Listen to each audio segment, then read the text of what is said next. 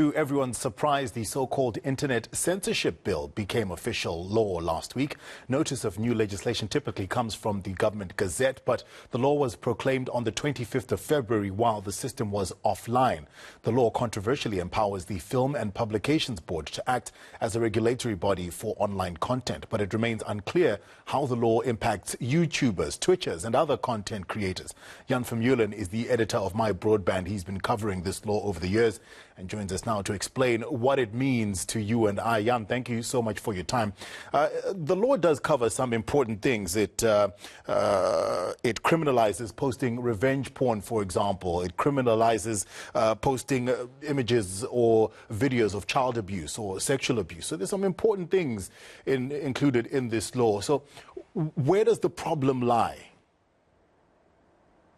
Right, yeah. So not taking away from the good things the law does, though I would argue that these specific things, while amazingly important, are covered elsewhere. We have the Cybercrimes Act now, so this really shouldn't be in the Film and Publication Board's law. The Film and Publication Board typically, when they came across child sexual abuse material or something similar, would hand that over to the police for investigation. It's very strange to have this contained in the Film and Publications Amendment Act. And then the other good things, obviously, is that, yes, online content needs to be classified so that parents can make informed decisions about what their children should and should not watch. But unfortunately, there's a huge problem with some of the technicalities in the law, and it's just been railroaded in despite objections from legal experts around the country. So they make a distinction between commercial and non-commercial distributors of content. And it could be anything from a video, blog post, Facebook post, WhatsApp message. Anything is, can be classified as this kind of content. But while the FPB will only regulate commercial distributors, non-commercial distributors can receive complaints. And so you can go to the FPB, lodge a complaint against someone's video on YouTube or post on Facebook with the Film and Publications Board if it is so-called prohibited content. And that includes things like hate speech and incitement. And there's some concern that loopholes in those definitions are going to be used to silence speech that people don't like. So that's really where the major point of concern is. So if I were to lay a complaint, who decides then whether my complaint is valid or not? Exactly. So the Amendment Act has provisions for an enforcement committee. So that committee is being set up, and part of the concerns that lawyers and regulatory experts have raised is that our courts grapple with this issue when it's brought before them on what is and what isn't protected speech. And so to have like an entirely separate body set up for this that's not elected, that are not the highly experienced judges of our high courts, is extremely concerning.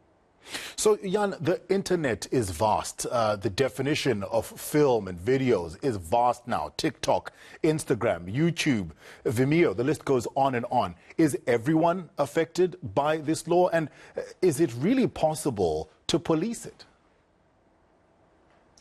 Yeah, everybody's affected, and great question on enforcement. And that's another concern that's been raised is how are you going, a law is only as good as your ability to enforce it.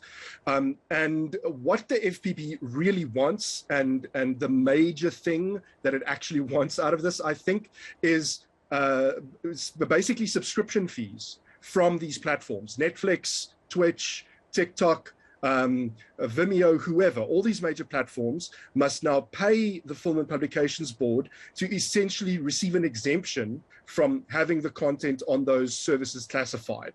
And they are then able to what they call self-classify the content standards, which the FPB will now accredit. So while there's some good in there. Honestly, it's a very practical solution to a problem of how to classify the world's online content. It's well have the content platforms themselves classify it, there is certainly an element of rent seeking here, where the FPB is really just after the deep pockets that these companies have, and wants to extract the subscription fee out of them. Oh, yeah, it makes sense when you bring it down to the money, Jan. With instruments like VPNs at the disposal of content creators or people who post things online, is this not a futile law? Because if I want to post something that's against this law, I could just use a VPN and pretend I'm in New York. Right, and certainly you would not host it on a South African server that's under the jurisdiction of the Film and Publications Board. But if you're still in South Africa, then you can be prosecuted under this law, right? So regardless of where you post the content, if it's on Facebook, for example, which is a US-based service, and potentially your content isn't even hosted in South Africa, though actually it really is.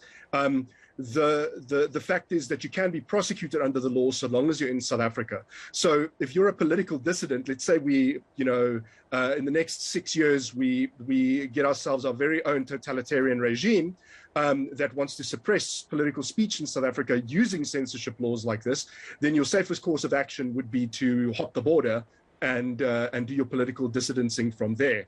Because otherwise, these laws could potentially be used to come after you. And that with some caveats, right? So I'd expect that Google and these companies would have some kind of deal with the FPB for self-classification. And then the worst that should be able to happen to you is a takedown request gets filed with the platform that you're using to host this content, and your stuff just gets taken down. But even that is a point of concern, even if you don't become criminally liable, because there's this agreement between the FPB and whatever platform you're using.